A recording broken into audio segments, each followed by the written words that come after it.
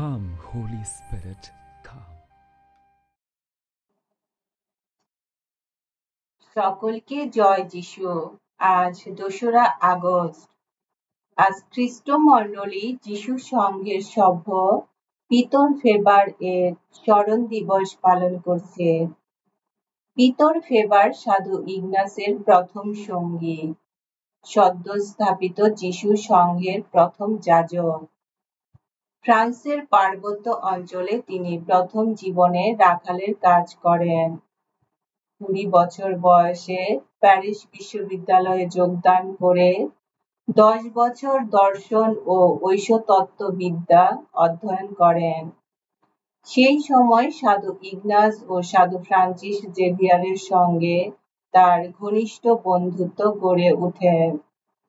তারা আধ্যাত্ম সাধনায় অনুপ্রাণিত হয়ে যাজকীয় জীবনের একটি নতুন আদর্শ রূপায়িত করতে সচেষ্ট হন।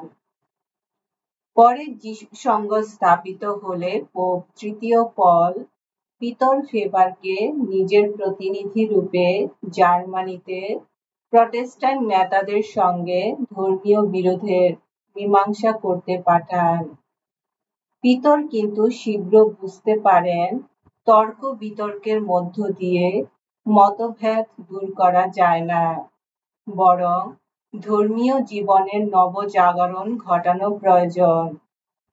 তাই তিনি সাধু ইগনাস পরিকল্পিত আধ্যাত্ম সাধনা ধর্মীয় উন্নতির শ্রেষ্ঠ উপায় ভেবে এই সাধনার আদর্শ প্রথমে পশ্চিম জার্মানিতে, তারপর বেলজিয়ামে, ফ্রান্সে, পর্তুগালে ও স্পেনে প্রচার করতে উদ্যোগী হন। ইউরোপের শহরে শহরে ঘুরে বেড়ানোর সময় তিনি প্রতিটি স্থানের রক্ষাকারী স্বর্গদূতদের সঙ্গে অলৌকিক আলাপ করতেন। এসো আমরা প্রার্থনা করি।